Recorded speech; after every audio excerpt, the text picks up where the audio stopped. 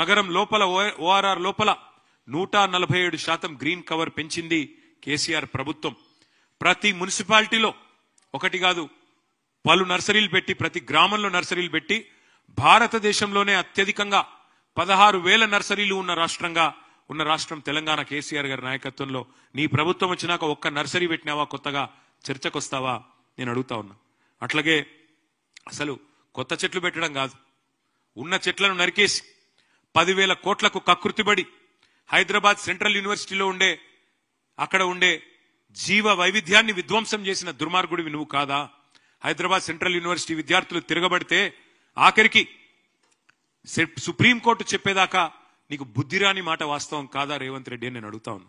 IT ఎక్స్పోర్ట్లు మేము వచ్చినాడు 2014లో 57,000 కోట్లు, మేము దిగిపోయిన నాడు 2,41,000 కోట్లు.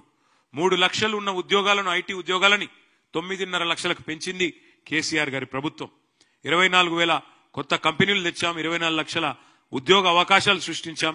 నువ్వెన్ని నిజమైన పెట్టుబడులు తెచ్చావో, నువ్వెన్ని పారిపోయేలాగా చేసినావో, నీ బాధ తట్టుకోలేక ఎంతమంది పారిశ్రామికవేత్తలు మీరు తలలకు తుపాకులు పెడుతుంటే పారిపోతున్నారో ఈ విషయంలో చర్చకు సిద్ధమా అని చెప్పి రేవంత్ రెడ్డిని నేను అడుగుతా ఉన్నా. కేసీఆర్ గారి నాయకత్వంలో ఇవాళ నువ్వు రోజు లేస్తే కూర్చుంటున్నా కమాండ్ కంట్రోల్ సెంటర్ కట్టి 10 లక్షల సీసీ కెమెరాలు పెట్టి హైదరాబాద్ లో one of the most safest cities గా తీర్చిదిద్దింది కేసీఆర్ గారి నాయకత్వం మా ప్రభుత్వంలో. మరి నువ్వు వచ్చిన తర్వాత ఇవాళ 41% క్రైమ్ రేటు సైబరాబాద్ లో పెరిగింది. హైదరాబాద్ కమిషనరేట్ పరిధిలో 60% పెరిగింది. నువ్వు వచ్చిన తర్వాత ఇవాళ డే లైట్ మర్డర్లు, డే లైట్ రాబరీలు, పారిశ్రామికవేత్తల తలకు తుపాకులు, ఇది అయిన మాట వాస్తవం కాదా?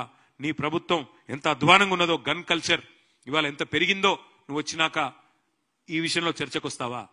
ఆఖరికి నీ ప్రభుత్వం ఎంత దిగజారిపోయింది అంటే, నువ్వు ముఖ్యమంత్రివి, నువ్వే హోంమంత్రివి, కానీ నీకు ఖబర్ లేదు. మహారాష్ట్రలోని ముంబై పోలీసులు వచ్చి హైదరాబాద్ లో ఉండే చెర్లపల్లిలో 12,000 కోట్ల డ్రగ్స్ పట్టుకున్నారంటే నువ్వు, నీ హోంమంత్రిత్వ శాఖ, నీ డీజీపీ ఏం చేస్తున్నారు? ఎంత అధ్వానంగా ఈ రాష్ట్రంలో శాంతి భద్రతల నిర్వహణ ఉంది, ఎంత విచ్చలవిడిగా డ్రగ్ కల్చర్ నీ గవర్నమెంట్ వచ్చినాక పెరిగింది. 12,000 కోట్ల డ్రగ్స్ దొరికినాయి చెర్లపల్లిలో అంటే దానికి నీకు బాధ్యత లేదా? నీకు సిగ్గు లేదా అని నేను అడుగుతా ఉన్నా. అదే హైదరాబాద్ 10 ఏళ్ల బీఆర్ఎస్ పాలనలో ఎట్లా సేఫ్ సిటీగా మారింది, నువ్వు ఎట్లా క్రైమ్ సిటీగా మార్చినామో తేల్చుకుందాం. చర్చ ఎప్పుడు పెడతావో పెట్టు. చెత్త సిటీగా ఎవరు చేసినారు, ఇప్పుడు చెత్త ఎవరిది, సత్తా ఎవరిదో తేల్చుకుందాం. చర్చకు రా. మనం ఎంతసేపు వ్యక్తిగత దూషణలు, తూకిత్తా అంటే మైకిత్తా కాదు. నువ్వు నిజాయితీ పరుడు అయితే చర్చకు రా. ప్లేసు నీ ఇష్టం, టైం నీ ఇష్టం, డేట్ నీ ఇష్టం. నువ్వు రమ్మంటే పక్కనే కమాండ్ కంట్రోల్ సెంటర్కి వస్తా. లేదు నా జూబ్లీహిల్స్ ప్యాలెస్ కేరే అంటే జూబ్లీహిల్స్ ప్యాలెస్కి వస్తా. కాదు గాంధీ భవన్ రమ్మంటే అక్కడికి కూడా వస్తా. లేదా అసెంబ్లీ పెడతావో పెట్టు, అసెంబ్లీలో అయినా సరే మొత్తం రాష్ట్ర ప్రజలు చూస్తారు. దేనికైనా మేము రెడీ.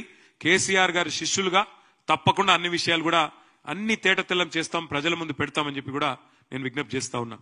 ఇక మొన్నటి నుంచి ముఖ్యమంత్రి గారు, ఆయన శిష్య బృందం ఒకటే పట్టుకున్నారు. జూబ్లీహిల్స్ లేదు, అభివృద్ధి కాలేదు, మేమేదో చేస్తాం, మాకు అవకాశం ఇవ్వండి అని ఉదరగొట్టే ఉపన్యాసాలు ఇస్తున్నారు. అందుకే జూబ్లీహిల్స్ లో 10 ఏళ్లలో కేసీఆర్ గారి నాయకత్వంలో స్వర్గీయ మాగంటి గోపీనాథ్ గారు ఎమ్మెల్యేగా ఉన్నప్పుడు నేను మున్సిపల్ మంత్రిగా, మా సహచర మంత్రివర్యులు ఆనాడు సనత్ నగర్ శాసనసభ్యులు అన్న శ్రీనివాస్ యాదవ్ గారు, అట్లాగే మా పద్మరావు గారు, మా మహమూద్ అలీ గారు, మేమందరం కలిసి హైదరాబాద్ లో ముఖ్యంగా జూబ్లీహిల్స్ లో ఏం చేసినామో, ఎందుకంటే ఎప్పుడైనా జవాబుదారీతనంతో ఏ పార్టీ అయినా ఉండాలి. ఇవాళ మేము ఈ రిపోర్ట్ ప్రజల ముందు పెడుతున్నాం, మీడియా ద్వారా ప్రజల ముందు పెడుతున్నాం. ఈ రిపోర్ట్ ఇంటింటికి కూడా పంపిస్తాం. ఇందులో తప్పులుంటే దయచేసి మీడియాను కూడా నేను అడుగుతా ఉన్నాం, ఎత్తి చూపండి. తప్పులుంటే మేము దేనికైనా మేము రెడీ అని కూడా నేను చెప్తా ఉన్నా. We will start the presentation. ఇప్పుడు ప్రెజెంటేషన్ స్టార్ట్ చేస్తాం. 2014 నుంచి 23 వరకు, అంటే మేము 9.5 ఏళ్లు ప్రభుత్వంలో ఉన్నాం. దాన్ని ఏ రకంగా ముందుకు తీసుకొని పోయినామో నేను చెప్పే ప్రయత్నం నేను చేస్తాను. మొత్తం మా 9.5 ఏళ్ల ప్రభుత్వంలో ఒక్క జూబ్లీహిల్స్ నియోజకవర్గమే ఇది నేను చెప్పేది, హైదరాబాద్ కాదు.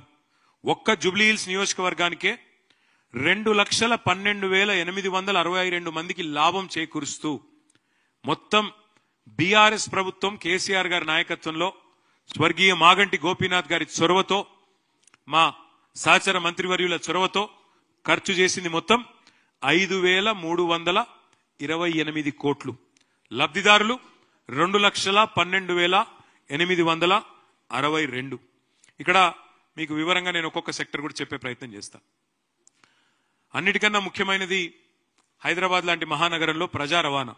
అది పబ్లిక్ ట్రాన్స్పోర్ట్ కావచ్చు, అట్లాగే రోడ్స్ కావచ్చు, అట్లాగే ఫ్లైఓవర్లు కావచ్చు, మెయింటెనెన్స్ కావచ్చు, వాటికి సంబంధించి ఒక్క మెట్రో హైదరాబాద్ మహానగరంలో ఏదైతే కేసీఆర్ గారి నాయకత్వంలో మనం నిర్మాణం చేసుకున్నామో, జూబ్లీహిల్స్ నియోజకవర్గ పరిధిలో మొత్తం మీరు చూసినట్టయితే అమీర్పేట నుంచి యూసుఫ్ గూడ దాకా మొత్తం చూస్తే మెట్రో రైలు జూబ్లీహిల్స్ లో 8.4 కిలోమీటర్స్, అందులో అమీర్పేట నుంచి యూసుఫ్ గూడ 2.8 కిలోమీటర్స్, పంజాగుట్ట నుంచి భరత్ నగర్ దాకా 5.6 కిలోమీటర్స్. ఒక మెట్రో మీద మనం చేసిన ఖర్చు 1,722 కోట్లు. 1,722 కోట్లు. అట్లాగే కాంప్రిహెన్సివ్ రోడ్ మేనేజ్మెంట్ ప్రోగ్రామ్ కింద సిఆర్ఎంపీ కింద మరి ఎంపిక చేసిన ముఖ్యమైన రహదారులన్నింటినీ కూడా జూబ్లీహిల్స్ నియోజకవర్గంలో 408 కోట్ల రూపాయలతో అభివృద్ధి చేయడం జరిగింది కేసీఆర్ గారి ప్రభుత్వంలో. అట్లాగే ఎస్ఆర్డిపి కింద స్ట్రాటజిక్ రోడ్ డెవలప్మెంట్ ప్రోగ్రామ్ కింద మరి షేక్పేట్ ఫ్లైఓవర్ ఎప్పటి నుంచో కల ఆ ప్రాంతంలో 333 కోట్ల రూపాయలతో దాన్ని కూడా నిర్మించింది కేసీఆర్ ప్రభుత్వం. అయితే ఇక్కడ ముఖ్యమైన పాయింట్ నేను చెప్పాలి.